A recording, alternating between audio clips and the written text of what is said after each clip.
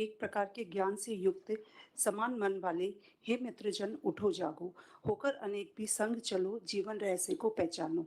ऋग्वेद मंडल का ये सूत्र हमें सिखाता है एक अनेकता में एकता का महत्व।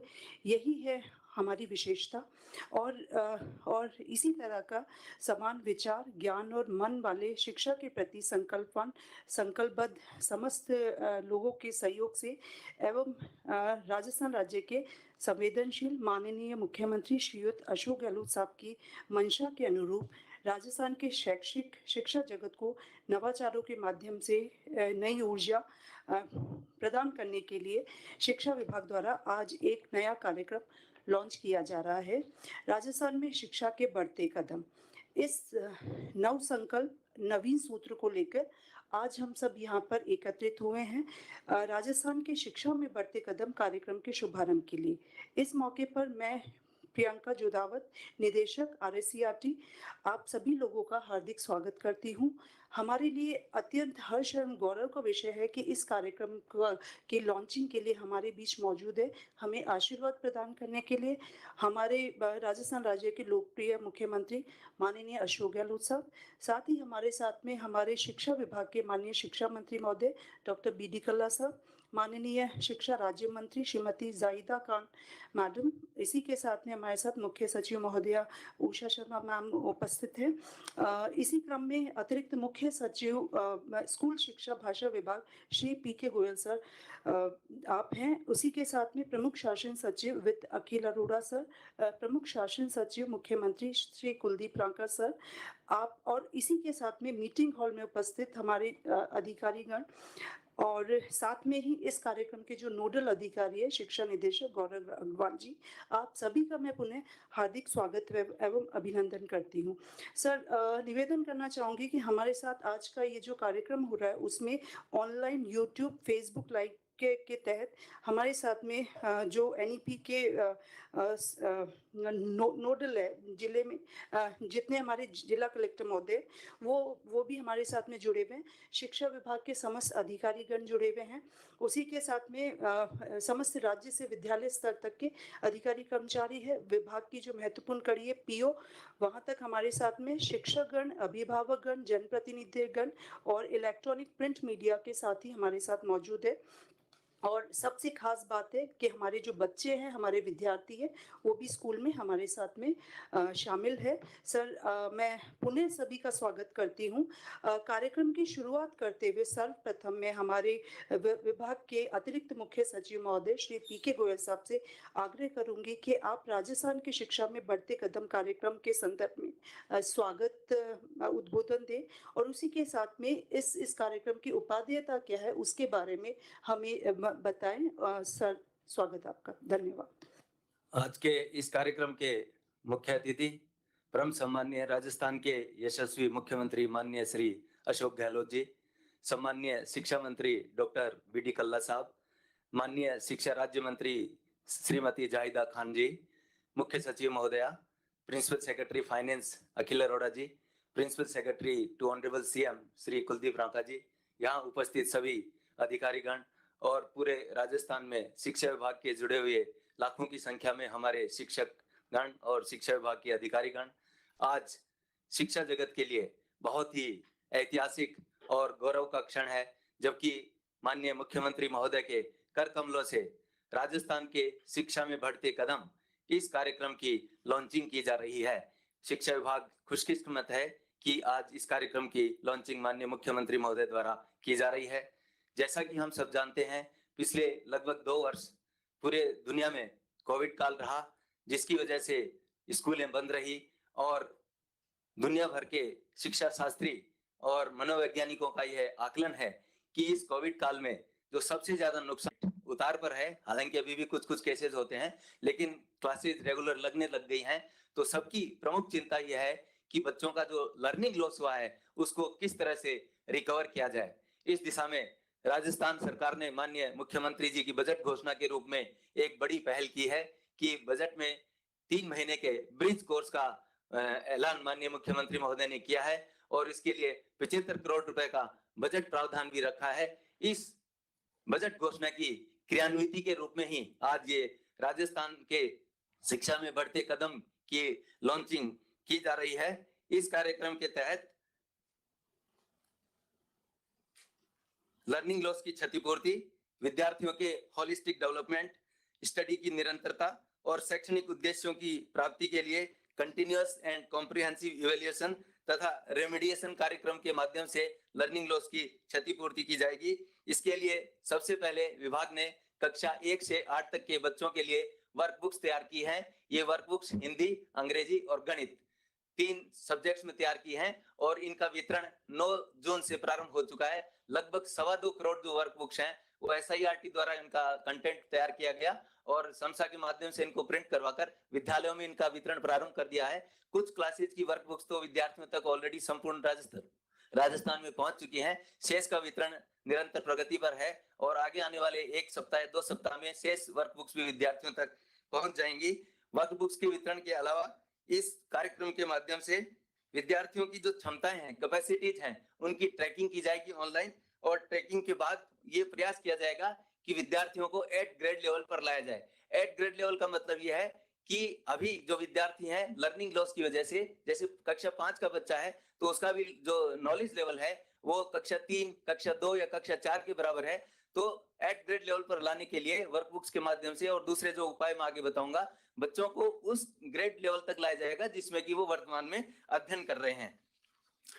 और कंटिन्यूइंग और कॉम्प्रिहेंसिव इवैल्यूएशन किया जाएगा जिसमें 3 तरह के इवैल्यूएशन होंगे, बेसलाइन इवैल्यूएशन, रचनात्मक इवैल्यूएशन और योगात्मक इवैल्यूएशन। इसी तरह से जो हमारी रेमेडिएशन कार्यक्रम चलाया जाएगा जिसमें कि कक्षा 3 से 8 तक के बच्चों का ब्रिज कोर्स चलाया जाएगा।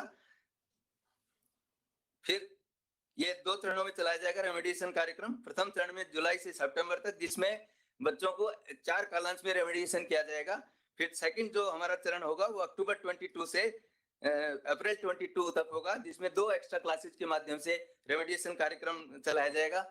इस कार्यक्रम का एक और जो महत्वपूर्ण बिंदु है, जो नया हमारा कॉन्सेप्ट है, वो है कि होलिस्टिक जो प्रोग्रेस कार्ड बच्चों के तैयार किए जाएंगे और ऑनलाइन वो बच्चों तक डिजिटली पहुंचाए जाएंगे, उनके पेरेंट्स तक भी पहुंचाए जाएंगे। इसमें बच्चों की जो नॉलेज के साथ साथ अन्य जो उनकी एक्टिविटीज हैं, उनका कॉम्पिटेंसी लेवल क्या है, उनके अध्ययन की क्या स्थिति है, किस सब्जेक्ट में, किस कॉन्सेप्ट में वो पीछे हैं, किस में उनको रिकवर करना है, ये सारी चीजें इस होलिस्टिक डेवलपमेंट कार्ड के प्रोग्रेस कार्ड के माध्यम से बच्चों के पेरेंट्स तक पहुंचाई जाएंगी। और साथ ही साथ जो पीटीएम की जाएंगी क्वार्टरली, उन पीटीएम से पेरेंट्स आएंगे तो वहां पर भी जो होलिस्टिक जो हमारा प्रोग्रेस कार्ड है उसके बारे में पेरेंट्स से चर्चा की जाएगी, उनके सुझाव लिए जाएंगे, उनको बच्चों की प्रोग्रेस के बारे में बताया जाएगा। तो ये सारी चीजें इस राजस्थान की शिक्षा में बढ़ते कार्यक्रम के माध्यम से की जाएंगी। इसके लिए एक हमने छोटी सी पीपीटी भी तैयार की है जिसके माध्यम से मैं इसके कॉन्सेप्ट आपको बताने का प्रयास करूंगा।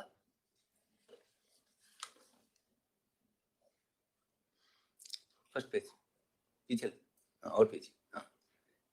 जैसा कि मैंने बताया कि माननीय मुख्यमंत्री महोदय ने बजट घोषणा की, उसके तहत हम ये राजस्थान के शिक्षा में बढ़ते कार्यक्रम की शुरुआत कर रहे हैं और इसके लिए एक्टिविटी बेस्ड और जॉयफुल लर्निंग का हम कॉन्सेप्ट लेकर के आ रहे हैं।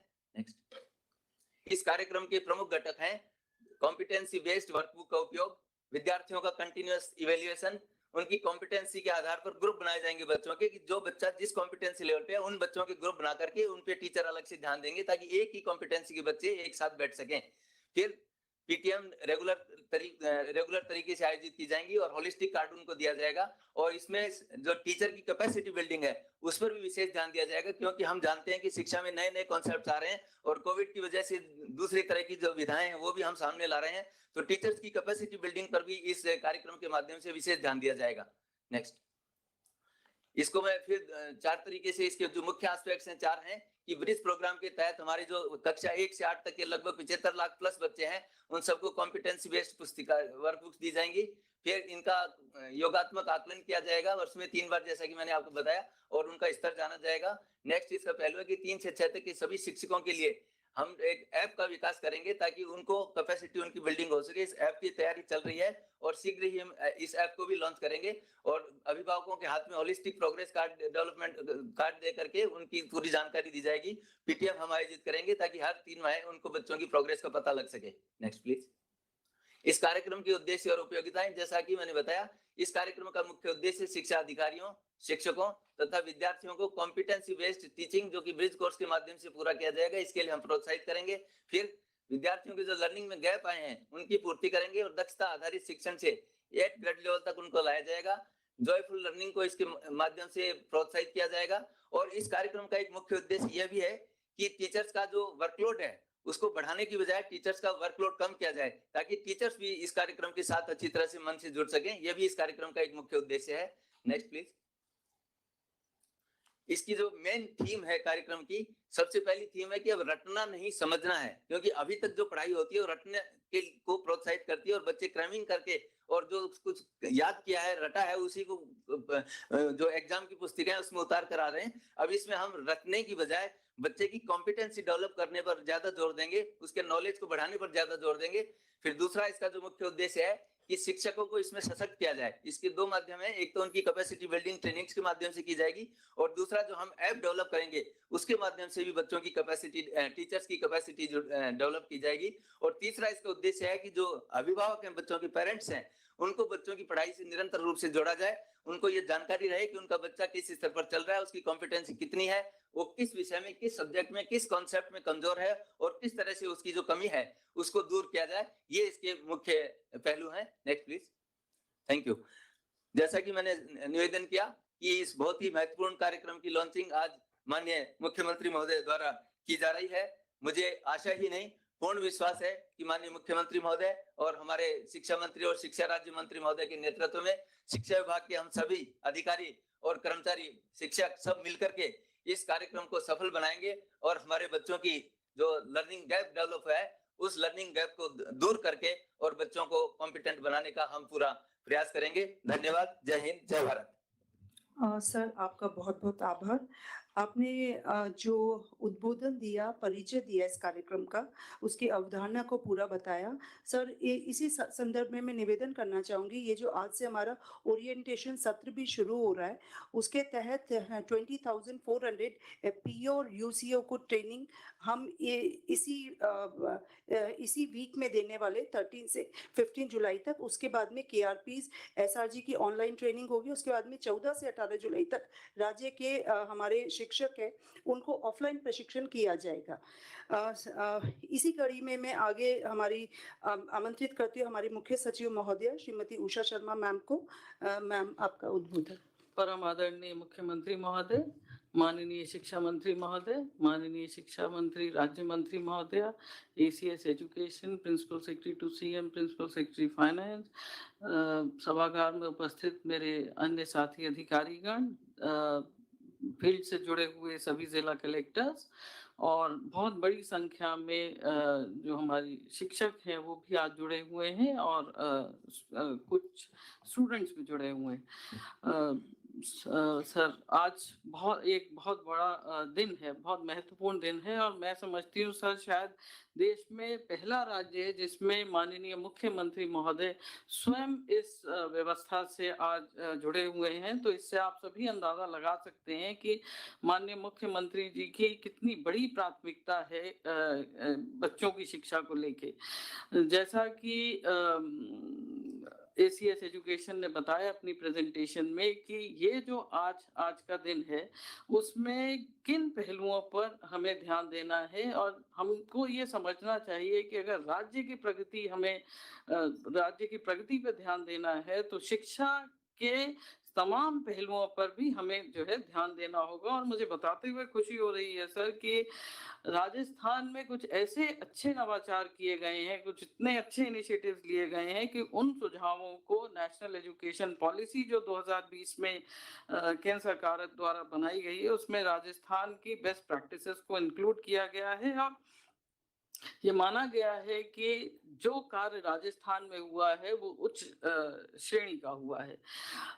जो आज का कार्यक्रम है मुख्य रूप से वो इन बातों पर फोकस किया जा रहा है, जो कोविड पीरियड में जो लर्निंग लॉसेस हुए हैं उस पे हमें किस तरह से उसको कॉम्पेंसेट करना है और क्या प्रणाली हमें जो है अडॉप्ट करनी है उसको कॉम्पेंसेट करने के लिए। जो फाउंडेशन लिटरेसी, जैसे हम फंक्शनल लिटरेसी और न्यूमरेसी कहते हैं, उसको हमें कैसे इम्प्रूव करना है, इस पे हमें विशेष ध्यान देना होगा। जैसा ACS एजुकेशन ने अपनी प्रेजेंटेशन बनाया कि अब हमें अपनी अप्रोच चेंज करनी होगी। रटने के स्थान पे हमें लर्निंग पे ध्यान देना होगा, क्योंकि ये आप सभी जानते हैं कि रटना जो है उसमें सस्टेन नहीं कर सकते उस अप्रोच को। और ये बच्चे जिस एज ग्रुप को हम जो है एड्रेस कर रहे हैं, ये सबसे क्रिटिकल एज ग्रुप होती है, जिसमें इस समय जो उसके मस्तिष्क का विकास होता है इन टर्म्स ऑफ लर्निंग वो मैक्सिमम होता है। और जितनी स्टडी और रिसर्च हुई है उसमें ये बताया गया है कि 0 से 3 साल तक जो है बच्चे का मस्तिष्क जो है 95% जो है विकसित हो जाता है उसके। लेकिन हम अभी भी हमने वो समय नहीं खोया है, और जो हम अप्रोच अडॉप्ट कर रहे हैं वर्कबुक की, गैप एनालिसिस की, वो एकदम सही ग्रुप जो अप्रोच है। और इसमें जो टीचर्स हैं उनकी जो भूमिका है वो बहुत महत्वपूर्ण हो जाती है। टीचर्स को जानना पड़ेगा कि हमें जो है बच्चे को एंगेज करके, उसको इन्वॉल्व करके हमें जो है लिटरेसी और न्यूमरेसी पे किस तरह से उसको हमें एक जॉयफुल लर्निंग का माहौल बना के उसको हमें सिखाना होगा। टीचर्स इस पूरी प्रक्रिया में एक चेंज मेकर्स हैं, और टीचर्स अपने दायित्व को जब समझ जाएंगे तो मैं नहीं समझती कि हम जो हमारा उद्देश्य है बच्चों को सिखाने का, बुनियादी शिक्षा का, न्यूमरेसी का, उसको हम अचीव नहीं कर पाएंगे। राजस्थान ने इस ओर बहुत महत्वपूर्ण कदम उठाए हैं, जैसे कि पहले से ही जो आंगनवाड़ी जो है हमारी, उसको हमने जो है स्कूली शिक्षा से इंटीग्रेट किया है। प्री प्राइमरी बाल वाटिकाओं की हमने स्थापना की है, प्री प्राइमरी कक्षाओं को भी हमने जो है संचालित किया है, और जो बची हुई आंगनवाड़ी है उसको भी हम जो है शिक्षा की मुख्य धारा से कैसे जोड़ें उसकी भी हम जो है पूरी प्लानिंग कर रहे हैं। और अब समय है कि हम कोविड में सबसे ज्यादा जान चुके हैं कि वर्चुअल प्लेटफॉर्म का उपयोग या तकनीकी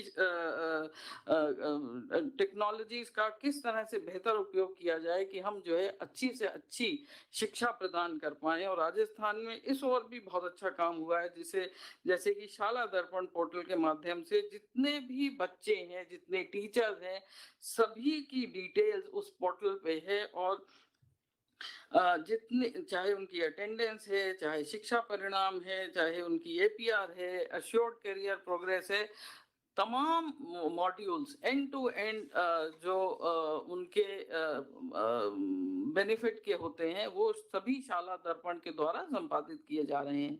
और जो हमारे बच्चों की जो नेशनल करिकुलम फ्रेमवर्क की जो अवधारणा है, जिसके अनुसार हम जो है दक्षता के ऊपर जो है शिक्षण जो हम करवा रहे हैं, उसमें भी जो कैपेसिटी बिल्डिंग टीचर्स की हो रही है वो फाउंडेशन लिटरेसी और न्यूमरेसी के अराउंड ही उनको ट्रेनिंग दी जा रही है। तो मैं समझती हूँ कि जो कैपेसिटी बिल्डिंग है, जो टीचर्स को जो सीखना चाहिए इन ट्रेनिंग मॉड्यूल से, वो बहुत ज्यादा उसका महत्वपूर्ण स्थान है। तो मेरी रिक्वेस्ट रहेगी आज 3.5 लाख टीचर से जो फेसबुक के माध्यम से, यूट्यूब के माध्यम से और तमाम वर्चुअल प्लेटफॉर्म के माध्यम से जुड़े हुए हैं, कि इस टीचर ट्रेनिंग मॉड्यूल को कृपया वो सीरियसली लें, जिससे वो समझ जाएंगे कि उनको जो किस तरह से कम्युनिकेट करना है, कैसे ग्रुपिंग करनी है। जैसा कि पवन जी ने बताया कि आपको छोटे छोटे ग्रुप बना के गैप एनालिसिस करके बच्चों के कौन से विषय में क्या कमी है, वर्कबुक में उसको किस तरह से काम कराना है, इन सबको जब वो सीख लेंगे तभी वो अपने स्कूल्स में एक जॉयफुल लर्निंग या इस तरह की शिक्षा को वो जो है प्रदान कर पाएंगे।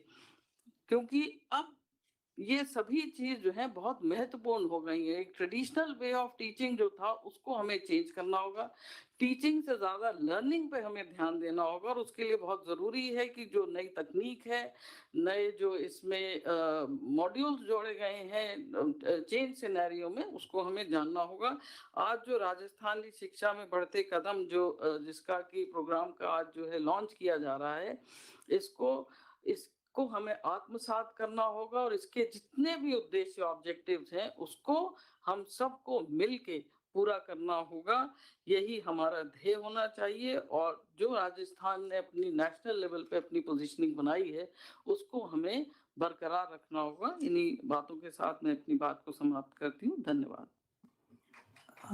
सीएस मैडम, आपका हार्दिक आभार। निपुण भारत के अंतर्गत और जो एनईपी के जो संचालन है स्टेट लेवल पे, मैडम आप ही के कुशल नेतृत्व में किया जा रहा है। मैं यहाँ पे निवेदन करना चाहूँगी, एससीएफ राज्य पाठ्यचर्या निर्माण और असेसमेंट सेल का कार्य जो हमारे स्टार प्रोजेक्ट जो कि 6 स्टेट्स में दिया गया, उसमें एक हमारा राज्य भी है। उसके तहत अभी विगत दिनों वर्ल्ड बैंक की टीम आई थी, मिनिस्ट्री से टीम आई थी, एनसीईआरटी की सम्मिलित टीम थी। उन्होंने हमारे स्टेट के अभी तक किए गए जो हमारी स्थिति है उसको उन्होंने बहुत अप्रिशिएट किया था। अब अगली कड़ी में मैं आमंत्रित करना चाहूंगी हमारी शिक्षा राज्य मंत्री जाहिदा खान मैडम को कि वो अपना उद्बोधन प्रदान करें।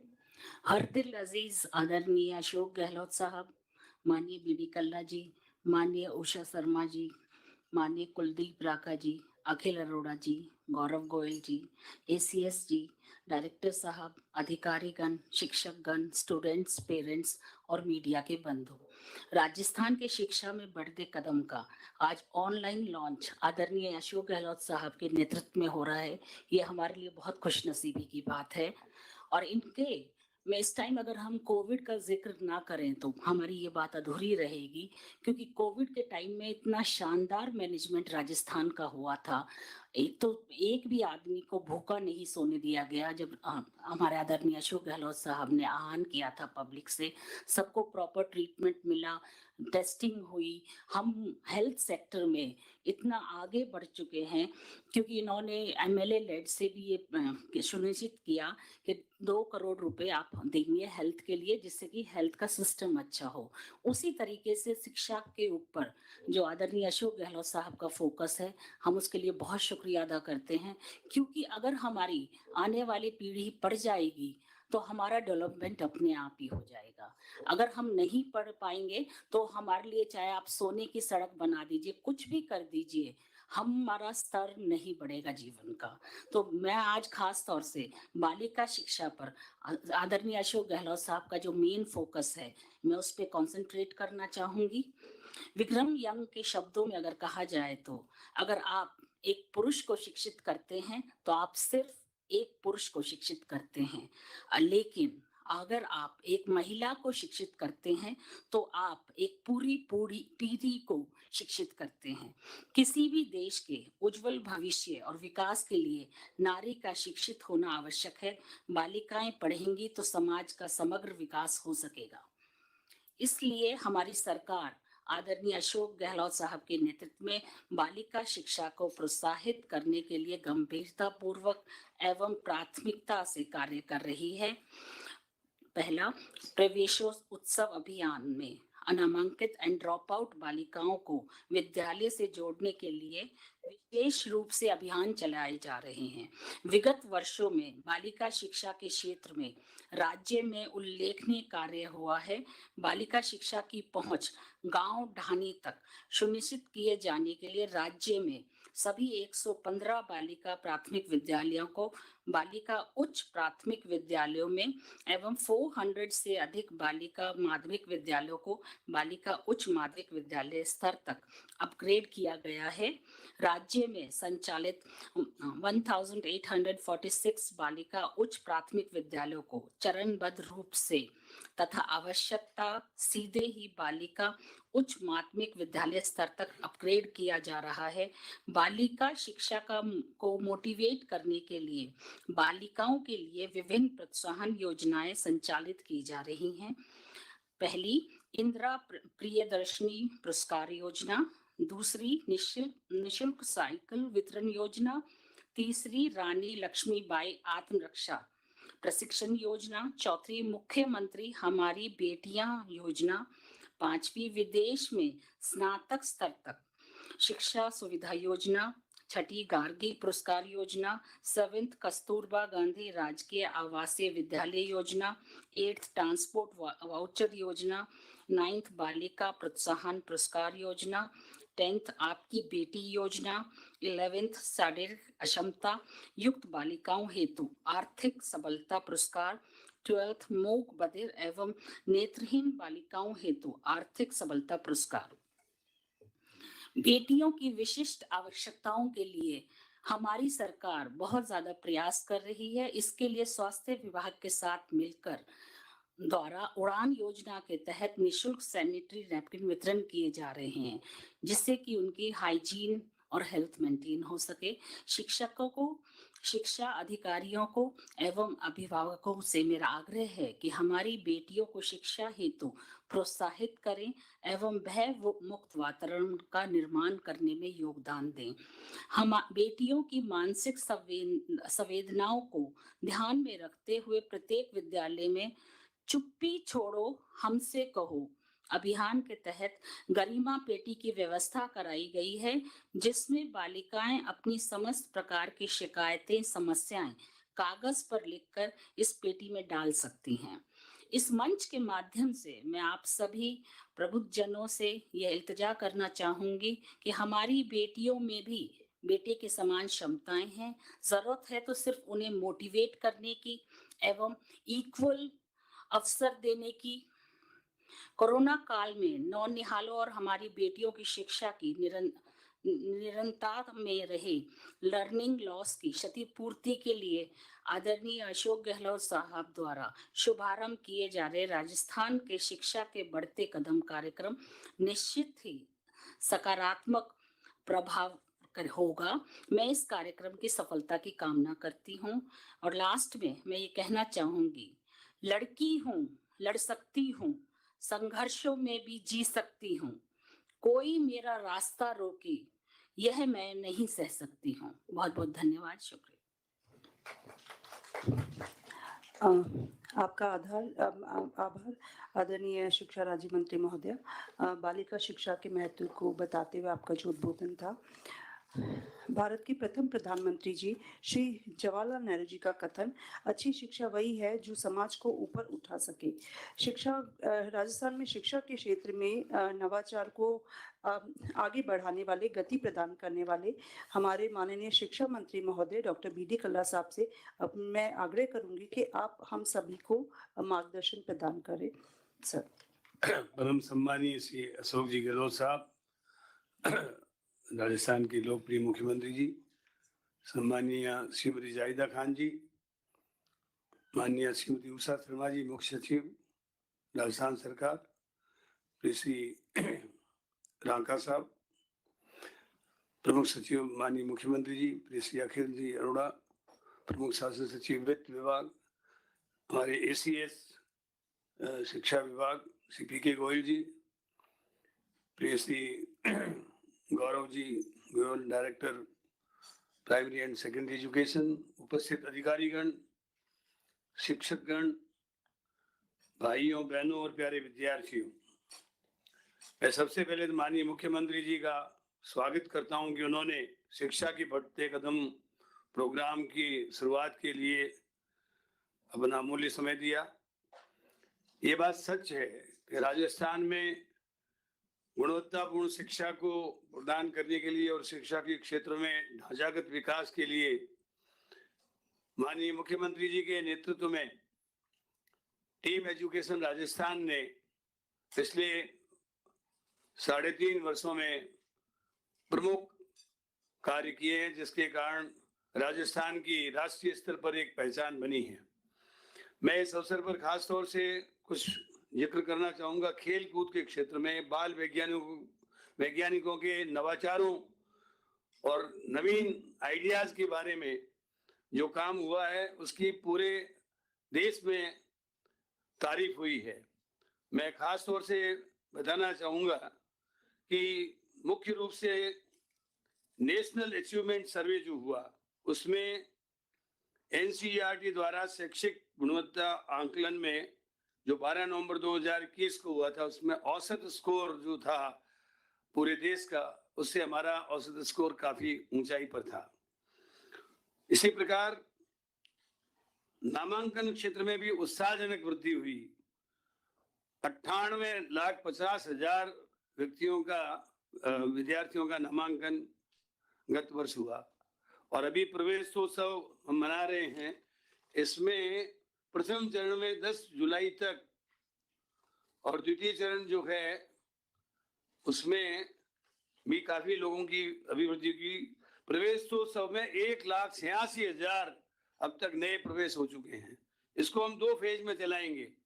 सबसे पहले 24 जून से 16 जुलाई तक फर्स्ट फेज और उसके बाद 24 जुलाई से 16 अगस्त तक पुनः सर्वे और प्रवेश का काम किया जाएगा। और इसमें हमारा ये लक्ष्य रहेगा कि कोई भी व्यक्ति ड्रॉप आउट न हो। यदि ड्रॉप आउट हो गया है तो उसको स्कूल लाया जाए और 100% नामांकन का लक्ष्य हमारा रखा जाएगा। इसके अलावा हमारे यहाँ मैं माननीय मुख्यमंत्री जी के माध्यम से तमाम आज इस हमारी वर्चुअल कॉन्फ्रेंस में भाग लेने वाले लोगों को बताना चाहूंगा, माननीय मुख्यमंत्री जी ने सीधी भर्ती से अब तक 77,239 शिक्षकों की नियुक्तियां की है। उसमें प्रारंभिक शिक्षा में 42,796, 34,443 माध्यमिक शिक्षा में सीधी भर्ती की है। इस प्रकार 77,239 शिक्षकों की भर्ती हो चुकी है। शिक्षा विभाग में विभिन्न संवर्गों की 94,845 पदों पर सीधी भर्ती तथा 10,000 अंग्रेजी माध्यम के शिक्षकों की भर्ती प्रक्रियाधीन है। इस प्रकार 1,04,845 पदों पर शिक्षकों की भर्ती की प्रक्रियाधीन है।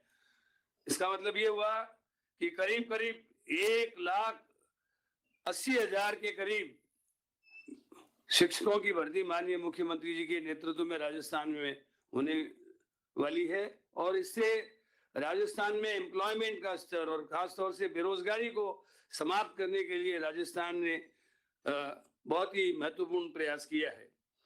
नेशनल लेवल पर आपने सबने देखा होगा कि कोविड के दौरान हमारे यहाँ विद्यार्थी सबसे अधिक प्रभावित हुए, लेकिन ऑनलाइन क्लासेज, ई लर्निंग, ई क्लासेज, हवा महल, रेडियो, टीवी, इन सब के माध्यम से हमने अध्यापकों से प्रोग्राम तैयार करवाए और उन कार्यक्रमों के माध्यम से पूरे राजस्थान में सुदूरपूर गांवों में हमारे विद्यार्थियों ने ऑनलाइन क्लासेस के माध्यम से, डिजिटल माध्यम से, वर्चुअल माध्यम से जो पढ़ाई की, उससे अन्य राज्यों की तुलना में राजस्थान के विद्यार्थियों ने अच्छी परफॉर्मेंस दी।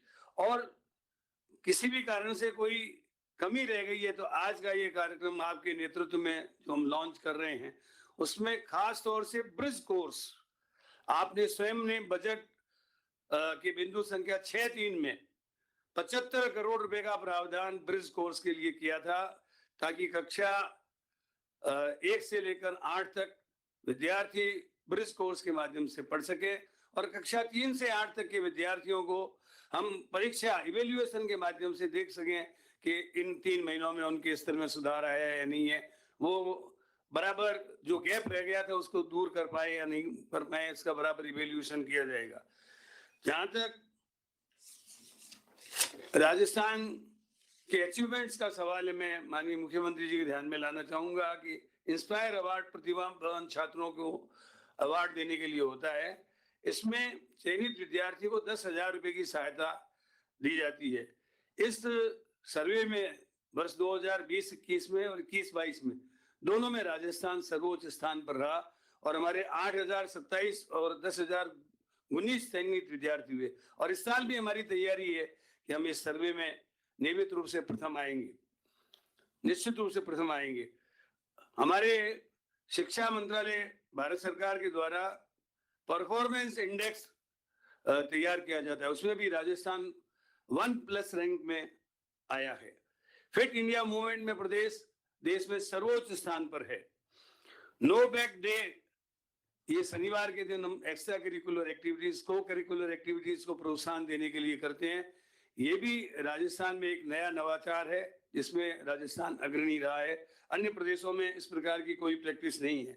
कंप्यूटर संवर्ग का गठन करने के लिए 10,000 कंप्यूटर टीचर्स की सीधी भर्ती का निर्णय आपने किया है, वो बहुत स्वागत योग्य है। इससे जो हमारे कंप्यूटर से संबंधित टीचर्स जो है वो अच्छी परफॉर्मेंस दे सकेंगे। इसके माध्यम से हमारे विद्यार्थी डिजिटल और वर्चुअल कार्यक्रम के लिए तैयार हो सकेंगे।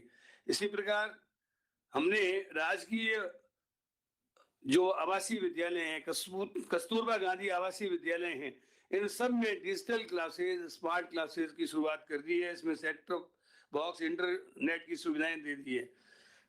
कोविड के पीरियड में जो नुकसान हुआ, इसके लिए एक बैक टू स्कूल कार्यक्रम चलाया गया था। इसके अंतर्गत लर्निंग लॉस के लिए प्रावधान किया गया और ये जो 3 महीने का ब्रिज कोर्स चालू किया गया है, ये भी अपने आप में इसी की एक कड़ी है। एपीजे अब्दुल कलाम योजना, इसके अंतर्गत हमारे राजस्थान में 2000 व्यक्तियों को व्यक्तित्व विकास का लाभ दिया जाएगा। इसके लिए भी विभाग अपनी ओर से प्रयत्नशील है। मैं माननीय मुख्यमंत्री जी से कुछ निवेदन करना चाहूंगा। एक तो प्रथम चरण वृक्षारोपण का हमारा 10 जुलाई तक का रखा है, जिसमें सारी स्कूलों में वृक्षारोपण का कार्यक्रम हम शुरू करेंगे। द्वितीय चरण अक्टूबर में होगा, उसमें सर्वाइवल रेट को देखा जाएगा और कुछ नए पौधे लगाने के लिए काम करेंगे।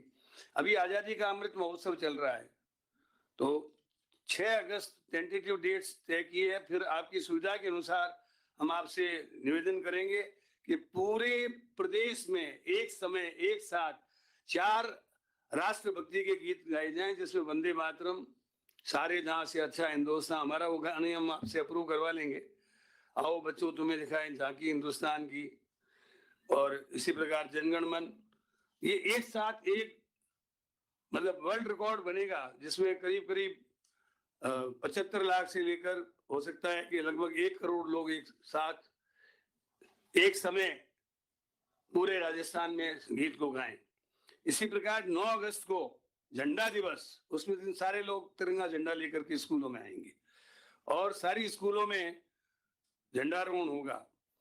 इसी प्रकार आपने बजट में जो प्रावधान किया, उसके अंतर्गत 1000 प्री प्राइमरी स्कूल खोली जाएंगी। इससे भी हमारा स्टैंडर्ड जो है महात्मा गांधी इंग्लिश मीडियम के स्कूलों का अच्छा होगा। जब नींव मजबूत होगी तो निश्चित रूप से आने वाले वक्त में हमारी जो महात्मा गांधी इंग्लिश मीडियम के स्कूल और अच्छे होंगे। रीट की परीक्षाएं हम 23 और 24 जुलाई को आयोजित कर रहे हैं। इसमें सीएस महोदया की अध्यक्षता में कई मीटिंगें हो चुकी हैं और डिस्ट्रिक्ट लेवल पर बहुत अच्छे इंतजाम आप लोगों ने किए हैं। आजादी का अमृत महोत्सव जो है, इसके अंतर्गत हम आजादी के संघर्ष में राजस्थान का क्या योगदान रहा, इसके संबंध में निबंध प्रतियोगिताएं, वाद प्रतियोगिताएं, कल्चरल कॉम्पिटिशन्स वगैरह कराएंगे, जिससे विद्यार्थियों में आजादी के प्रति किन किन लोगों ने योगदान दिया, उस समय कैसे कैसे गीत गाए जाते थे, आजादी के महत्व को समझे। अभी पिछले दिनों में भारत सरकार ने आर्ट एंड कल्चर मिनिस्टर्स की एक कॉन्फ्रेंस की थी। उसमें जो मुख्य रूप से जिनका योगदान रहा है उनको तो पीछे रखा और जिनको कोई जानते ही नहीं है उन लोगों को आगे रखकर उसको करने की मैंने उसका बड़ा ऐतराज किया कि जिन परिवारों की 3-3 पीढ़ियां, मोतीलाल जी नेहरू, जवाहरलाल जी नेहरू, इंदिरा गांधी जी जेलों में रही, उसका कोई जिक्र नहीं। और भी ऐसे परिवार हैं जो 3-3 पीढ़ियां जेलों में रही और जिन्होंने संघर्ष किया, उसकी जगह आप जिनको लोग जानते ही नहीं है उसको कहां से उठा के ले आए। तो कुल मिलाकर के हमको आजादी के अमृत महोत्सव में विद्यार्थियों को आजादी के आंदोलन की जानकारी देना, उससे संबंधित लोगों को बताना, ये भी हमारा उद्देश्य रहेगा। और मैं आपसे खास तौर से हमारे जो टीचर्स बैठे हैं उनसे ये कहना चाहूंगा कि टीचर्स को कहा गया है गुरुर् ब्रह्मा गुरुर् विष्णु गुरुर्देवो महेश्वरा, गुरु साक्षात परब्रह्म तस्मै श्री गुरुवे नमः। आपका कद ब्रह्मा विष्णु और महादेव के बराबर बताया गया है, लेकिन मैं समझता हूं कि आप सब लोग जो है इसको, इस गरिमा को बनाए रखें और खास तौर से खुद संस्कारवान बने और हमारी आने वाली पीढ़ी को संस्कारवान बनाएं, उनको अच्छी शिक्षा दें। हर व्यक्ति जीवन में कुछ बनना चाहता है। किसी भी विद्यार्थी से पूछें कि आप क्या बनना चाहते हो तो खड़े होकर सीधे कहेगा मैं शिक्षक बनना चाहता हूँ, ज्यादातर बच्चे। फिर कहेंगे मैं डॉक्टर बनना चाहूंगा, मैं इंजीनियर बनना चाहूंगा। कुछ बच्चे कहेंगे मैं कलेक्टर बनना चाहूंगा, एसपी बनना चाहूंगा।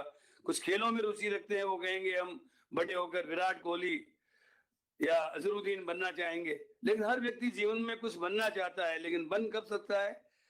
जब वो अच्छी तालीम लेता है, अच्छी शिक्षा प्राप्त करता है। बिना शिक्षा के बुद्धू तो बन सकता है, लेकिन आदमी नहीं बन सकता, अच्छा इंसान नहीं बन सकता। इसलिए शिक्षा ही किसी व्यक्ति के बनने का माध्यम है।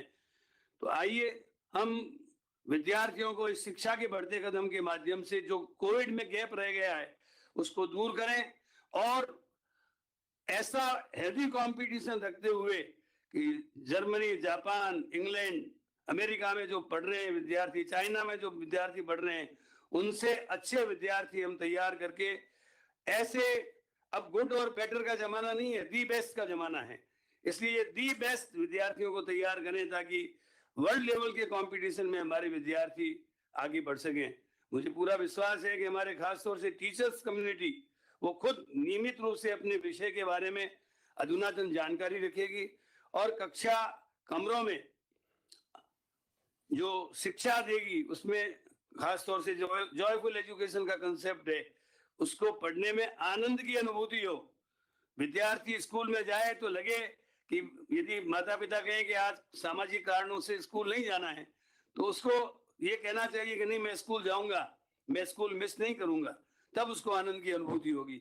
और खास तौर से मुझे माननीय मुख्यमंत्री जी एक उदाहरण देता हूँ। मैं 30वीं क्लास में पढ़ता था तो हमारे गुरुजी थे अगरचंद जी व्यास, मारदा कहते थे हम, तो वो हमको उनके फंडामेंटल आज भी हमें क्लियर है। हमारा उद्देश्य नहीं कि रटना नहीं है, हमको फंडामेंटल क्लियर करने हैं। तो मुझे बताया उन्होंने, अभी भी उदाहरण याद है, 20 पेन की कीमत 40 रुपए, तो एक पेन की कीमत कितनी, फट भाग दिया 2 आ गई। और 10 एक पेन की कीमत 2 रुपए, तो 20 पेन की कीमत कितनी, यानी मल्टीप्लाई करना 40 रुपए। थोड़ी की दी हो और ज्यादा की पूछे तो गुणा करना है, ज्यादा की दी हुई और कम की पूछे तो भाग देना है। ये कंसेप्ट आज भी क्लियर है। तो हमारे इस शिक्षा का उद्देश्य ये होना चाहिए कि हम उनको केवल रट्टू नहीं बनाएं, हम उनको उनके फंडामेंटल्स क्लियर करें ताकि वो फंडामेंटल क्लियर करते हुए आगे बढ़ते जाएं। इन्हीं शब्दों के साथ मैं माननीय मुख्यमंत्री जी का पुनः आभार व्यक्त करता हूं और तमाम शिक्षकों का आह्वान करना चाहता हूं, awake, arise and stop not till the goal is reached. उठो, जागो और तब तक मत रुको जब तक हमारा लक्ष्य प्राप्त न हो। हम लक्ष्य की प्राप्ति के लिए जुट जाएं टीम स्पिरिट से, और माननीय मुख्यमंत्री जी का जो सपना है कि राजस्थान को शिक्षा में अव्वल नंबर रखना है, हमको इस स्पिरिट को बनाए रखना है। धन्यवाद, जय हिंद। माननीय मंत्री महोदय, आपका हार्दिक आभार। राजस्थान की शिक्षा में बढ़ते कदम नामकरण आप ही के द्वारा किया गया है। महात्मा गांधी जी ने कहा था, यदि हमें दुनिया में वास्तविक शांति तक पहुंचना है तो उसकी शुरुआत हमें बच्चों से करनी होगी। उनके इसी कथन को ध्येय बनाकर अविरत कर्मशील हमारे विद्यार्थियों, शिक्षकों के हेड एवं लोकप्रिय मुख्यमंत्री माननीय अशोक गहलोत साहब से मैं निवेदन करती हूं कि आप राजस्थान की शिक्षा व्यवस्था में क्रांतिकारी परिवर्तन लाने वाले इस महत्वपूर्ण कार्यक्रम राजस्थान की शिक्षा में बढ़ते कदम के लोगो एवं पोस्टर का विमोचन करने की कृपा करावे। साथ ही कार्यक्रम की सफलता के लिए अपने आशीर्वचन से हम सभी को लाभान्वित करें। माननीय मुख्यमंत्री।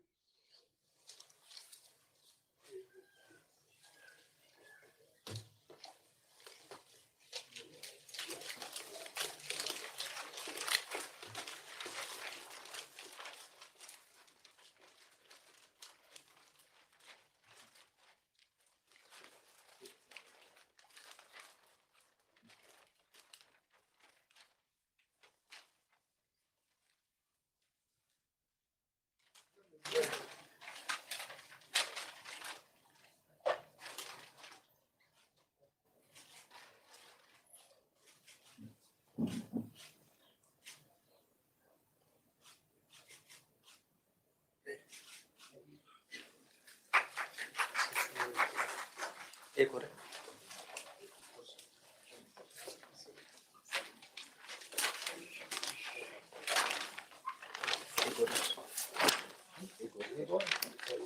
नो?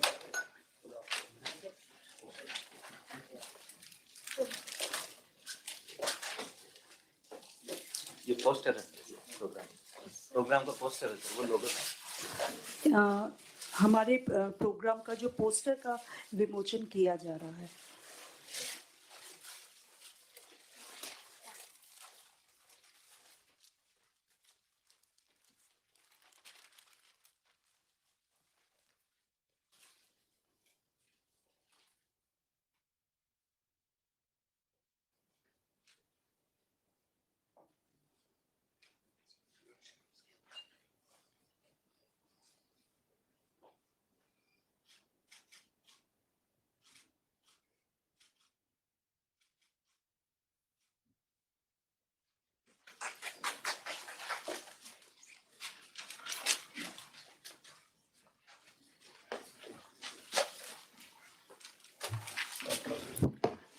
परम सम्मानीय मुख्यमंत्री महोदय से कार्यक्रम की सफलता के लिए आशीर्वचन से लाभान्वित करने का मैं अनुग्रह करती हूँ। माननीय मुख्यमंत्री महोदय।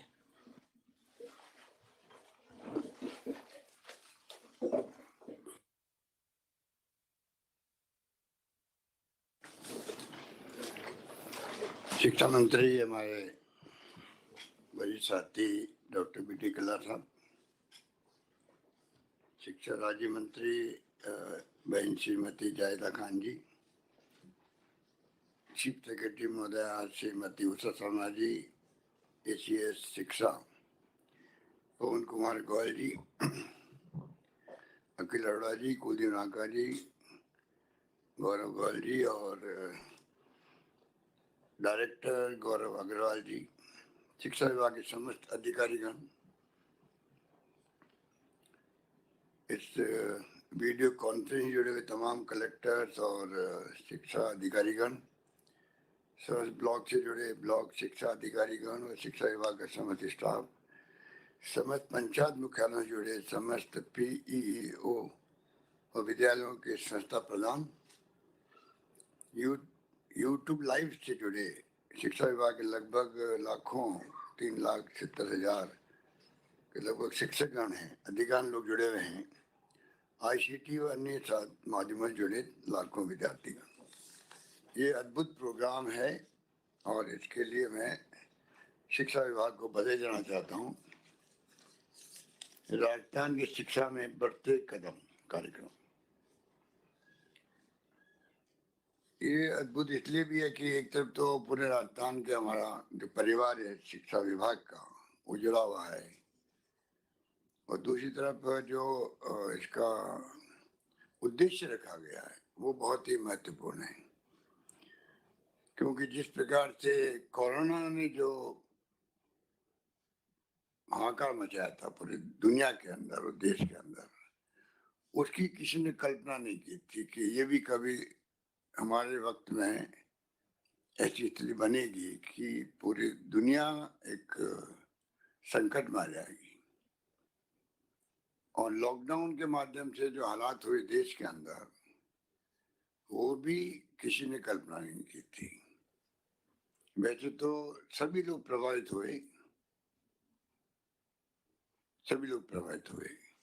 कई लोगों की जान चली गई, कई लोग बच गए, कई लोगों को पोस्ट कोविड प्रॉब्लम हो रही है अभी तक भी, पर सबसे ज्यादा प्रभावित होने वाले छोटे बच्चे थे, क्योंकि उनका पूरा फ्यूचर सामने पड़ा, उनकी जिंदगी सामने पड़ी है और बचपन में ही अगर बाल्यकाल में ही अगर उनके सामने संकट हो कि वो स्कूल जा नहीं पा रहे और बिना शिक्षक के चाहे हम कितनी कोशिश कर लें ऑनलाइन की, परंतु वो माहौल नहीं बनता है, वो स्थिति नहीं बनती जो कि ऑफलाइन पढ़ाई से हो सकती है और लंबे समय तक ऑनलाइन की चर्चा चलती रही।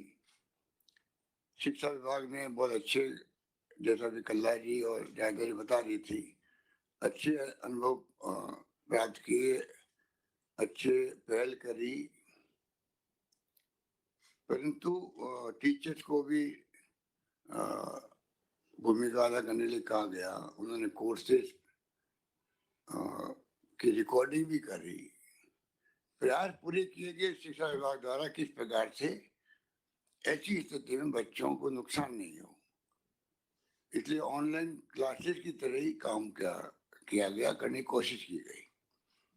पर उस वक्त का अनुभव बता रहा था कि सब बच्चे जुड़ नहीं पा रहे हैं, कई गांव में इंटरनेट नहीं होता है, कई बच्चों के साधन नहीं होते हैं, उसके अभाव में वो जुड़ नहीं पाते हैं, कई लोगों की हैबिट भी नहीं होती है। तो ये चर्चा को इसे बना हुआ था उस वक्त में भी कि भाई बच्चे जो है वो कुछ लोग जो रुचि रख के उनके परिवार के लोग जो सुविधाएं उपलब्ध करवा रहे हैं उसके कारण जुड़ पा रहे हैं, और अधिकांश बच्चे जुड़ नहीं पा रहे हैं। और उनके ऊपर क्या बीत रही होगी, उनके माँ बाप पे भी और बच्चों पे भी, उसकी कल्पना अपन नहीं कर सकते हैं। कर सकते हैं, इसीलिए प्रोग्राम रखा गया है, पर जो बीतती है वो खुद समझ सकता है कि वास्तव में क्या बीती है। और इसीलिए मैं शिक्षा विभाग को बधाई देना चाहूंगा कि आज आपने एक अभिनव प्रयोग राजस्थान की शिक्षा में बढ़ते कदम नाम दिया, और इसके माध्यम से ब्रिज कोर्स के माध्यम से जब ने बजट में घोषणाएं करी थी, प्रोविजन किए थे कि कोई धन की कमी नहीं आने दी जाएगी, और इस काम को आगे बढ़ाइए। तो बजट की घोषणा को ही पूरा करने के लिए मैं समझता हूँ ये बहुत मेहनत करके जो ब्रिज कोर्सेज बनाए गए हैं उसके माध्यम से विभाग पूरी तरह कामयाब होगा, और एक तरफ शिक्षकों को अच्छी ट्रेनिंग दे करके और दूसरी तरफ बच्चों को उसके माध्यम से इस कोर्स करवा करके जो गैप था उसको कम करने का प्रयास करेगा। कितना कम कर पाएंगे वो डिपेंड करता है टीचर्स पर मुख्य रूप से, क्योंकि टीचर जो है, बच्चे तो नासमझ भी होते हैं, पर टीचर्स अगर उनके अभिभावकों को, जैसा कि प्रोग्राम बताया गया स्लाइड्स के अंदर, अभिभावक को जोड़ के कैसे आगे बढ़ा जाए, और टीचर ही इम्प्रेस कर सकता बच्चों को भी कि क्या महत्व है इस ब्रिज कोर्स का, जिससे कि आगे उनको तकलीफ नहीं आएगी। जब आगे वो शिक्षा प्राप्त करेंगे तो बेसिक ज्ञान जो है, जो उसका छूट गया है, उसको वो ब्रिज कोर्स के माध्यम से अगर वो पूरा कर लेता तो काफी हद तक फिर वो बच्चे बहुत इंटेलिजेंट होते हैं, प्रतिभा की कोई कमी नहीं है, और मैं समझता हूँ कि वो आगे आने वाले वक्त में उनको कमी नहीं खलेगी। एक मैं स्लाइड देख रहा था जिसमें ये था कि मिस्टर गोयल बता रहे थे कि जो बच्चों की शिक्षा होगी ब्रिज कोर्स के माध्यम से, उसके बाद में उनका टैलेंट देख के ग्रुप बनाए जाएंगे और फिर उनको शिक्षित किया जाएगा। उस पर मेरा कहना है कि थोड़ा उसको आप अमेंड करें इस रूप में कि बच्चों में इन्फिनिटी कॉम्प्लेक्स नहीं आए, कि अगर आपने बच्चों को सिलेक्शन किया कि ये बच्चे अब ज़्यादा आगे बढ़ गए हैं या अलग ग्रुप बनेगा इनका, फिर इनकी अलग से पढ़ाई होगी, तो बाकी बच्चों में एक कॉम्प्लेक्स आ जाता है तो फिर आगे पढ़ नहीं पाते हैं, या वो कॉम्प्लेक्स अगर घर जगह जाता है बच्चों के दिल और दिमाग के अंदर, तो वो मैं समझता हूँ कि उचित नहीं है। थोड़ा उसको आप अपने हिसाब से देखें। कोरोना काल में जो टीचर्स ने काम किया वो अद्भुत था, ये तो ठीक है शिक्षा के विभाग में, उसके अलावा भी जो जिम्मेवारी सौंपी गई, क्योंकि टीचर्स ऐसे हैं जिनको अपन इलेक्शन ड्यूटी पे भी, जनगणना में भी सब जगह लगाते हैं, वो उनके संगठन के बाद एतराज भी करते हैं कि हम सब ये काम क्यों देते हैं, हम तुम्हारा काम तो शिक्षा का है, पढ़ाने का है, पर काम दिया जाता है।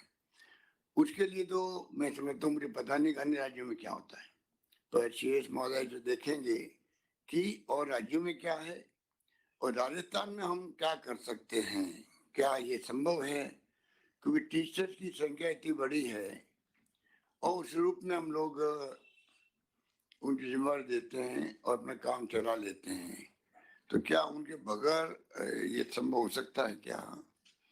और अगर उनको काम में लगाया जाना है तो उनके संगठनों को विश्वास में ले हम लोग कि किस प्रकार आप अपनी ड्यूटी अंजाम दे सकते हैं शिक्षक के तौर के अलावा भी, जिससे कि गवर्नेंस में कोई तकलीफ नहीं हो। गुड गवर्नेंस भी आवश्यक है हम सबके लिए, और सरकार भी मैं समझता हूँ कि मेरे ख्याल से टीचर समुदाय ने भी, कर्मचारियों ने भी, सबने महसूस किया होगा कि वर्तमान सरकार जिस रूप में ध्यान रख रही है कर्मचारियों का, उसमें टीचर्स भी आते हैं, और मेरे ख्याल से बहुत कम राज्यों में ऐसी स्थिति होगी देश के अंदर। जो OPS की मैं बात करूं तो वो एक ऐतिहासिक फैसला है। कल ही गृह मंत्री अमित शाह जी आए थे राजस्थान जयपुर आए थे। तो उनको मैंने रिक्वेस्ट की कि प्रधानमंत्री जी से या भारत सरकार इस बारे में विचार करे कि हमने मानवीय दृष्टिकोण रख करके ओल्ड एज पेंशन लागू करी है। इसमें कोई राजनीति नहीं है, समझ लीजिए आप। राजनीति तो सती हो जाती है, अच्छे काम करते हैं तो राजनीति हो जाती है। गुड गवर्नेंस की कोई विकल्प नहीं है। पर हमने कहा उनको भी कहा आप जरा बात करें केंद्र सरकार में, इसको पूरा एग्जामिन करके राजस्थान सरकार ने लागू किया है। आनंद फानंद नहीं किया इसको, ओपीएस को लागू किया है मानवीय दृष्टिकोण से। तो जो हमारे लाखों कर्मचारी है, अध्यापक के सब है, और अगर उनके दिलो दिमाग में 35 साल के शरीर में ही रहता है पता नहीं पेंशन कितनी मिलेगी। हर आदमी को अपने बुढ़ापे की चिंता होती है, और वर्तमान समय में जो माहौल है परिवारों का, उसमें और ज्यादा चिंता होती है। उसके अंदर वो व्यक्ति सोचता है कि मैं पता नहीं शेयर मार्केट के आधार पर पेंशन की जो कल्पना की गई है उसमें अनिश्चितता है कि कितनी पेंशन मिलेगी। तो फिर अपनी ड्यूटी को अंजाम उस रूप में नहीं दे सकता है। बहुत सोच समझ के फैसला किया। छत्तीसगढ़ ने भी कर दिया है, अन्य राज्यों में चर्चाएं चल रही है, कई राज्यों ने कमेटी बना दी है। तो केंद्र सरकार को मैं समझता हूँ कि आगे आना चाहिए। ये मैंने कहा परसों यहाँ मीटिंग के अंदर कि केंद्र सरकार आगे आए तो राज्य सरकार भी आगे आएगी। और इतना बड़ा मानवीय दृष्टिकोण है कि केंद्र को आगे बढ़ के राज्यों को विश्वास दिलाना चाहिए, कोई तकलीफ आएगी तो हम आपके साथ खड़े हैं। फाइनेंशियल वैसे तो जो राजस्थान सरकार ने, वित्त विभाग ने पूरी कैलकुलेशन करके हमने जो बजट में घोषणा की है, तो बहुत ही कामयाबी के साथ में ये स्कीम को लागू हम कर पाएंगे। भारत सरकार को मैं समझता हूँ कि बजाय कि वो कोई अभी जैसे वो ट्रस्ट बना हुआ है जिसके माध्यम से पैसा जमा होता गया आज तक, कर्मचारियों का भी और स्टेट गवर्नमेंट का भी, तो उनको रिलेक्टेंट है वो वापस देने के लिए राज्यों को, राजस्थान को। ये नहीं होना चाहिए। ये पैसा हमारा है, आपके ट्रस्ट में पड़ा हुआ है, हमने स्कीम लागू कर दी ओल्ड एज पेंशन, तो आपको पैसा वापस देना चाहिए। अभी जो खबर आई थी वो मैं समझता हूँ अच्छा फैसला नहीं है, उसको हम लोग दबाव देंगे। अल्टीमेटली पैसा तो मिलना ही है, आदमी जो कर मिलेगा वो तो पैसा वो ले नहीं सकते। पर कहने का मतलब कि ऐसे बड़े डिसीजन के अंदर केंद्र सरकार की ड्यूटी है कि जो फेडरल स्ट्रक्चर हमारे देश का है, संघीय ढांचा है, उसमें राज्य सरकार और केंद्र सरकार मिलकर काम करके कामयाबी हासिल कर सकती है। उसमें पॉजिटिव रुख होना चाहिए केंद्र सरकार का। उसी रूप में उनको राज्यों को इमदाद करनी चाहिए। हालांकि सब जगह कटौती हो रही है। जो सेंट्रल स्पॉन्सर स्कीम है CSS, वो कोई जमाने में 90-10 था, 80-20 थी, आज वो 60-40 हो गई, 50-50 हो गई। तो केंद्र जो कदम उठा उससे हमें तकलीफ भी हो रही है। पर शिक्षा ऐसा मुद्दा है जिसमें मैं समझता हूँ उनका है, कर्मचारियों का जो हमने फैसला किया वो है। कई हमने प्रयोग किए हैं। मैं इस मौके पर कहना चाहूंगा कि सरकार की मंशा रहेगी कि शिक्षा और स्वास्थ्य में सरकार की प्रायोरिटी रहेगी आगे भी। शिक्षा और स्वास्थ्य दो क्षेत्र ऐसे हैं जिसमें अगर नींव अच्छी होगी, मजबूत बनेगी, तो मानव संसाधन जो है वो हमारा प्रदेश का प्रतिभावान बनेगा, अनुभवी बनेगा, और प्रदेश के लिए कुछ भी करने के लिए तत्पर रहेगा और कामयाब होगा। जरूरी है कि हमने जो नवाचार किया है, आज पूरे देश के अंदर एकमात्र राजस्थान राज्य जहाँ पर पूरी तरह मेडिकल सर्विसेज 99.9% बल्कि 100% पूरी तरह फ्री है। IPD OPD फ्री है, सारे टेस्ट फ्री है, MRI CT स्कैन फ्री है, liver transplant, kidney transplant free है। कहने का मतलब कि सब कुछ फ्री कर दिया। 10 लाख तक का बीमा कर दिया, एक्सीडेंट का बीमा साथ जोड़ दिया 5 लाख का उसके अंदर। ये तमाम बातें जो आज समुदाय बैठा मेरे सामने है, उन सबसे मैं मार्मिक अपील करना चाहूंगा कि हमारी ड्यूटी या रेस्पॉन्सिबिलिटी बनती है समाज की भी कि कैसे हम इनका लाभ जो है जिसको मिलना चाहिए उस तक बात पहुंचाएं। कई बार शिक्षा के अभाव में, कई बार जानकारी के अभाव में ये लाभ उस परिवार तक मिलता नहीं जिसको मिलना चाहिए। टीचर समुदाय और शिक्षा विभाग के कर्मचारी अधिकारी स्टूडेंट्स मिलकर के बहुत बड़ी भूमिका अदा कर सकते हैं। जो फ्लैगशिप प्रोग्राम है सरकार के जो सीधा हिट करते हैं परिवार को उसके लाभ के लिए, वहां तक हमारी स्कीमें पहुंचे, उसमें बहुत बड़ी भूमिका अदा कर सकते हैं। खाली विज्ञापन से और प्रचार से काम नहीं चलता है, फिजिकली हम कैसे उनको बता सकते हैं। ये मैं समझता हूँ कि आप लोग इस दिशा में भी आगे बढ़ेंगे, जैसे कोरोना काल में काम किया पूरे प्रदेशवासियों ने। हमने आह्वान किया था धर्मगुरुओं को भी, एक्टिविस्ट को भी, एनजीओ को भी और तमाम आम जनता को भी, कर्मचारियों को भी। मैं समझता हूँ कि सबने एक दूसरे की इमदाद करी, भाई कोई भूखा नहीं सोना चाहिए, तो सबने वो करके दिखा दिया। तो अगर हम लोग तय कर लें उसके बाद में मैं समझता हूँ कि कोई कमी नहीं आती है, हम लोग कामयाब होकर रहते हैं। ये दक्षता और ये योग्यता, ये कैपेसिटी हमारे प्रदेशवासियों में भी है और उसमें हम सभी आते हैं। तो मेरा मानना है कि जब मैं पहली बार मुख्यमंत्री था 22 साल पहले, तब करीब 38% भी 38% लगभग शिक्षा थी। और हम लोगों ने एक प्रयोग किया, बहुत चिंता व्यक्त कर रहे थे, मुझे एग्जैक्ट पूरा फिगर याद नहीं है, 38 समथिंग तो थी शिक्षा कुल, पर अगर गर्ल्स की एजुकेशन देखें तो और कम थी, और शेड्यूल कास्ट की गर्ल्स की देखें तो और कम थी। आप तो उस वक्त भी मंत्री थे मेरे साथ, कल्ला जी, तो बहुत चिंता लगी हुई थी। हमने एक प्रयोग किया, राजस्थान के स्वर्ण जयंती वर्ष था उस वक्त में, 50 साल हुए थे, तो राजीव गांधी के नाम से राजीव गांधी स्वर्ण जयंती पाठशाला, और एक नया प्रयोग किया कि जिस गांव में ढाणी में भी जहाँ टीचर मिल जाए, पढ़ा लिखा स्टूडेंट मिल जाए, उसको टीचर बना दो। डॉक्टर सीपी जोशी हमारे मंत्री थे, 15 साल के मंत्री भी थे,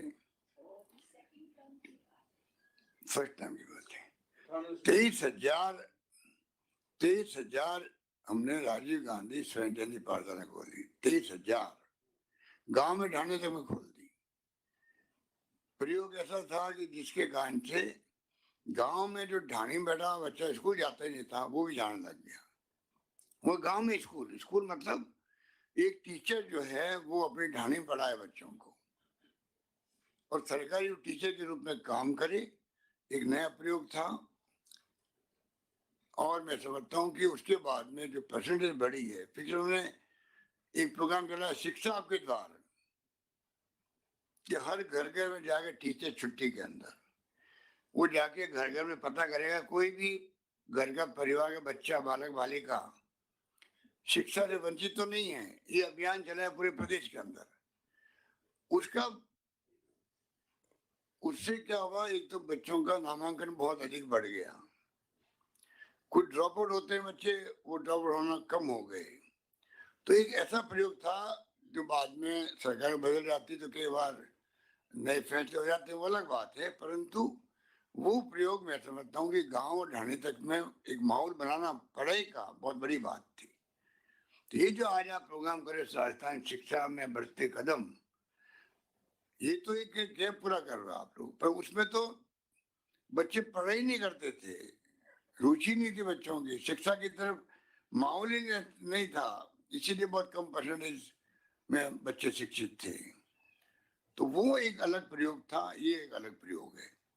मैं उम्मीद करता हूँ कि ये प्रयोग बहुत कामयाब होगा। अब राजस्थान में भी अच्छी परसेंटेज में बच्चे स्कूल जाते हैं, ड्रॉप आउट की समस्या भी धीरे धीरे, अब हमने जो नए फैसले किए हैं, प्राइमरी की मिडिल से सेकेंडरी या मिडिल से सीधा, कुछ स्कूलों को तो हायर सेकेंडरी कर दिया गर्ल्स की तो, और सारी जितनी सेकेंडरी स्कूल है उन सबको हायर सेकेंडरी कर दिया।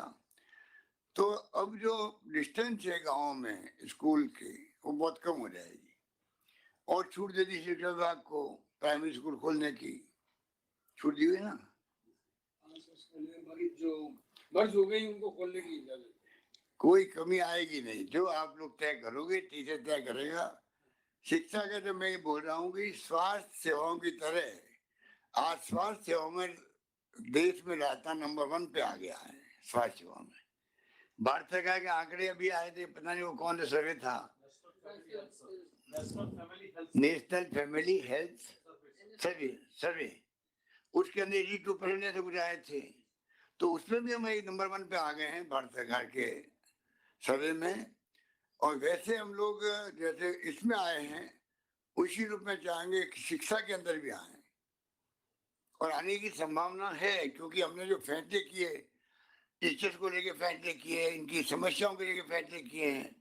तो एक तरफ तो टीचर की समस्या हल हो रही है और दूसरी तरफ हमारे जितने साथी हैं स्टाफ के हों या कोई हो, जिनके जो हमें दिया गया समस्या भी आपके मुझे बताया गया कि राजस्थान शिक्षा अधीनस्थ एवं राज्य सेवा नियम 2021 बनाए गए हैं, सेवा नियम 70 को और 71 को मिला करके।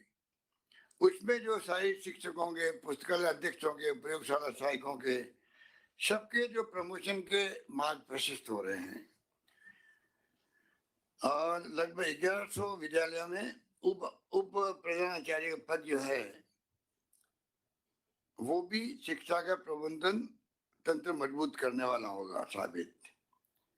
और जो प्रधानाचार्य है उनकी पदोन्नति के भी जो बाधाएं आ रही थी उन वर्गों को भी जो फैसले किए गए उससे उनका असंतोष दूर भी होगा। करीब 50,000 से अधिक व्याख्यात इस लाभान्वित होंगे। इसी प्रकार जो फिजिकल टीचर्स हैं उनकी पदोन्नति का मार्ग भी सुगम होने से खेलकूद को और शारीरिक शिक्षा को बढ़ावा मिलेगा। इससे शारीरिक शिक्षक संवर्ग के 10,000 से अधिक कार्मिक लाभान्वित होंगे। इसके अलावा भर्ती भी हम लोगों ने करी है, भर्ती भी कर रहे हैं, अलग से भर्ती कर रहे हैं। कंप्यूटर के जो अनुदेशक है उनकी भी कर रहे हैं और फिजिकल का भी कर रहे हैं और 10,000 टीचर तो इंग्लिश के लगा रहे हैं। ये इंग्लिश स्कूल का जो कंसेप्ट है इस मुबारक मौके पर मैं कहना चाहूंगा तमाम हमारे साथियों को, इसको आप इस रूप में समझे हैं। मैं कोई इंग्लिश का पक्षधर भी रहा हूँ बचपन से। मैं बार बार कहता हूँ कि मैं तो खिलाफ था इंग्लिश के बचपन में, इसलिए इंग्लिश सीख नहीं पाए, क्योंकि उस वक्त में भी यही था। अभी अमित शाह जी बोले थे अभी 1 महीना पहले, हिंदी को लेके कोई कमेंट कर दिया तो दक्षिण के राज्यों में उबाल आ गया था। अभी 1 महीना पहले की बात थी, हमारे गृह मंत्री बोले तब। तो हम लोग बचपन में देखते थे कि दक्षिण के अंदर कोई हिंदी का बोर्ड है तो जला दो उसको, और उत्तर के अंदर इंग्लिश के बोर्ड को पसंद नहीं करते थे। तो माहौल था उस जमाने के अंदर, हमारे बचपन के अंदर ही। तो मैं कोई पक्षधर नहीं रहा, पर समय के साथ साथ में पार्लियामेंट में गए, सब देख रहे तो देखा कि बिना इंग्लिश के काम नहीं चलता है। और अब जो 21st सेंचुरी मोबाइल कंप्यूटर का युग, राजीव गांधी का सपना जो था वो पूरा हुआ। सब कुछ आज हाईटेक है और नौकरी जो है जिनके आईटी के क्षेत्र में बड़े हुए हैं, इंग्लिश जानते हैं, नौकरियों और उनकी सैलरी पैकेज कोई अंत ही नहीं है। कोई 1 करोड़ 50 लाख 25 लाख 2 करोड़ पता नहीं क्या क्या है। तो हमने जो ये तय किया है, हमें 2000 जो शिक्षा मंत्री थे उस वक्त में फैसला हुआ। पर आप सोचिएगा कि मुझे एक अधिकारी ने कहा कि साहब ये इतना बड़ा क्रांतिकारी फैसला है कि 10-15 साल के बाद में गांव के बच्चे जब फ्रेंकली और फ्रेंडली इंग्लिश बोलने लगेंगे, जो हिच होती है इंग्लिश बोलने में, समझ जाता है पर बोल नहीं पाता है।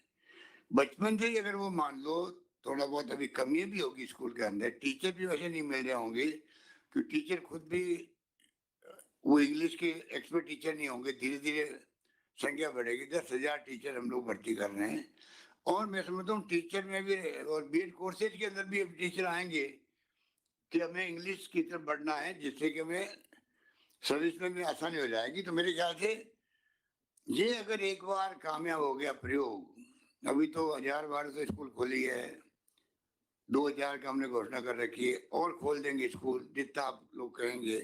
हिंदी का महत्व हमें 1% भी कम नहीं करना है, वो तो रहेगा ही रहेगा।